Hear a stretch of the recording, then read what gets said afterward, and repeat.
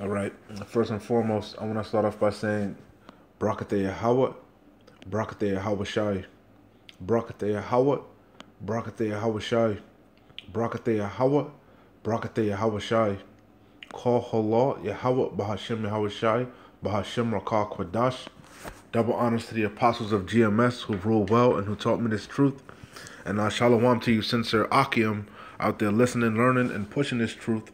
And shalom to the few sincere Akwath out there listening and learning as well. With that being said, I'm going to jump straight into this video. I don't want to ratazah. It'll be edifying. As usual, I'm going to go in the Rakah Kwadash.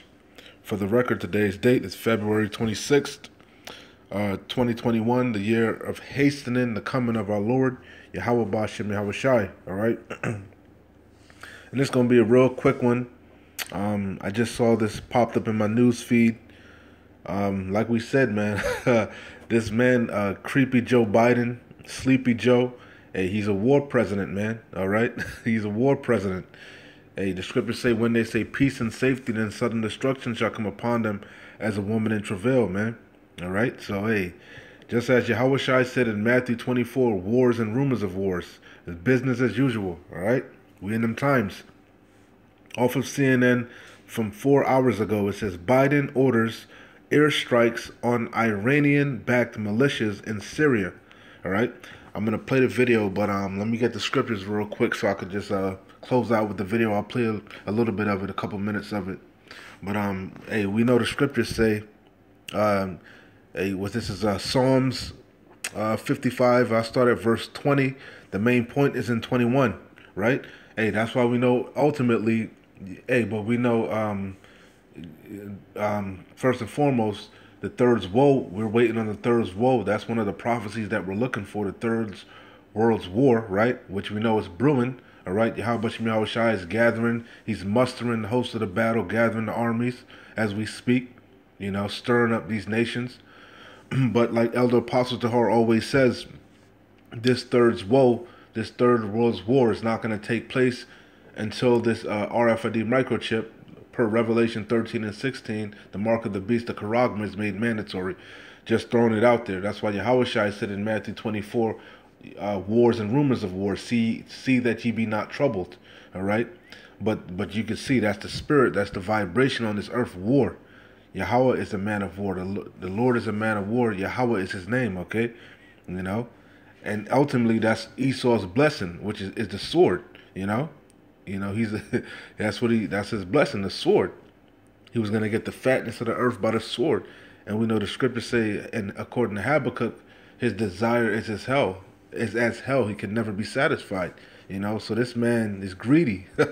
All right? And these nations ultimately are getting tired of Esau, Edom. Chiefly Babylon the Great. Okay? That whore, America. All right? And something is going to happen. And Yahweh Shai is going to put something in the spirit of these other nations, America's allies, to turn on her and burn her with fire. Thus saith the scriptures, all right? Anyway, this is Psalms 55 and 20. Main point is in 21. It says, he hath, and it's talking about Esau, Edom, all right? He hath put forth his hands against such as be at peace with him. He hath broken his covenant, all right? It says, the words of his mouth were smoother than butter. Yeah, they talk a good game, man. They talk a good game, you know. Hey, the scriptures say the wicked are estranged from the womb. They're born speaking lies. They always act like they have your best interest at heart, right? But really, he's plotting against you. He's setting snares, traps, okay? He's looking to destroy you with the sword, okay? This man is the harbinger of death. It says the words of his mouth were smoother than butter, but war was in his heart. Okay, his words were softer than oil, yet were they drawn swords. Okay, I got another scripture, and we'll get to the video. Like I said, ultimately we know that's why this is going to take place. All right, Yahweh Shai is gonna turn your allies against you, and they're going to be led by Gog and Magog, Russia. Okay, Yahweh Shai is putting the hooks back into Russia, Gog and Magog, that Soviet Union, that old USSR spirit, all right? And they're gonna come to the aid of these other nations, man. You know, Hey, Elder Apostle Hart did a video on the what was that? The Nord track. I forget what you call it, but that pipeline that they're working on, you know, America, that whore Babylon wants to put sanctions on some of them nations, man. You know, some of them EU nations because they're working with Russia and Iran. You see, and America's losing that hegemony. She's slipping out of the power seat. You know, hey, she's getting beside herself. The pride of her heart have deceived her. Anyway, let's get into the scriptures. Ezekiel 38:1. And the word of the Lord Yahweh came unto me, saying, Son of man, set thy face against Gog. Because don't get it twisted. Okay, the Russians, hey, they're just a means to the end. They're Edomites also. Okay, all right. But Yahweh Shemel Shai is going to use them to do his bidding. All right, just as he's going to use the Persians. Okay, Ishmael, Ammon, Moab. Okay, you see? It says, Son of man, set thy face against Gog, the land of Magog, the chief prince of Meshech and Tubal, and prophesy against him, talking about Russia, and say thus, saith the Lord Yahweh, all right, behold, I am against thee, O Gog, the chief prince of Meshech and Tubal.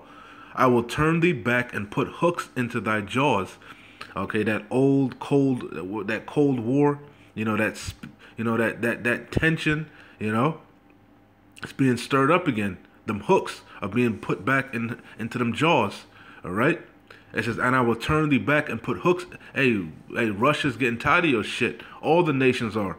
And I will turn thee back and put hooks into thy jaws, and I will bring thee forth and all thine army, horses and horsemen, all of them clothed with all sorts of armor, even a great company with bucklers and shields, all of them handling swords. This is the main point I wanted. Persia, which we know are the Iranians, okay? All right?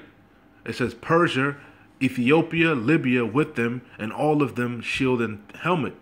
Gomer and all his bands, the house of Togarmah of the north quarters, and all his bands and many people with thee. Be thou prepared and prepare for thyself, thou and all thy company that are assembled unto thee, and be thou a guard unto them. All right? And that's what's going to happen. All right?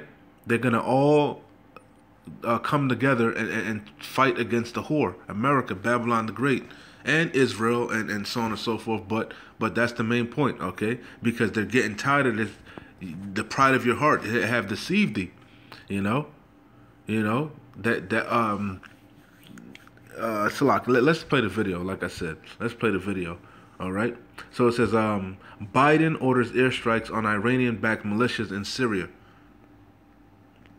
He's been president for less than a month, or just over a month, I should say, and Joe Biden has now ordered his first military strike of his presidency. The targets were Iranian-backed Iraqi militia based in eastern Syria, just across the Iraqi border, which, according to the Pentagon, were behind at least 3 separate attacks on U.S. assets in Iraq.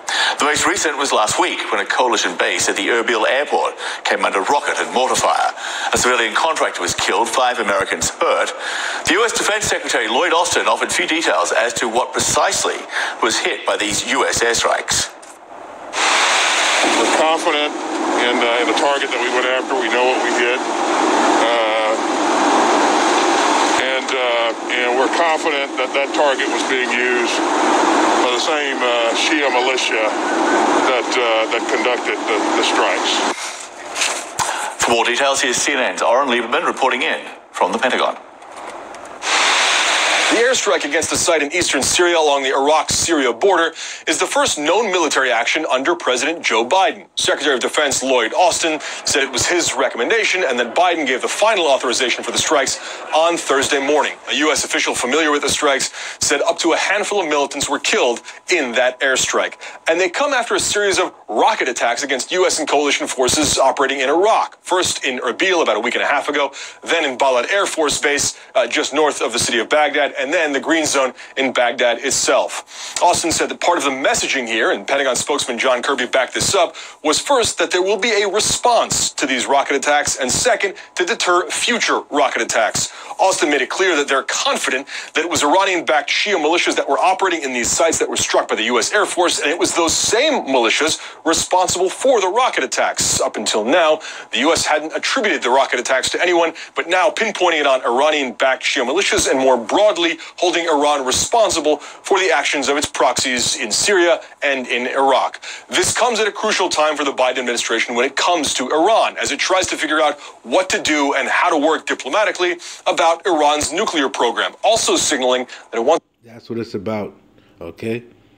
That's what it's about. Them nukes. That's what it's ultimately about, all right? And they don't like the fact that Iran, the Persians, are in bed with Gog, Magog. They don't like that they're going around circumventing America, okay? All right?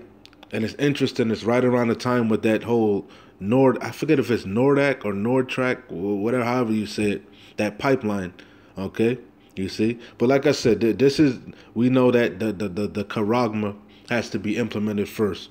But this is just showing you that it's business as usual, man. There's no peace. There is no there is no norm, going back to the norm, no peace and none of that, man. Okay? It's business as usual. War as usual. That sword, it's the same, but these nations, the difference is these nations are getting tired of America being the big bad bully. Okay, I saw a news article, a clip with the leader of Iran. He was actually called America that. They called America a bully, and they're getting tired of it. And that's why ultimately Gog and Magog and all America's allies, the allies of America, they're going to turn and burn this place and shoot her with fire. Okay? Thermonuclear destruction and burn this place. All right? Anyway, I don't want to write this out. I was edifying. Like I always say, keep pushing. We're close. Shalom. Wa abad babal.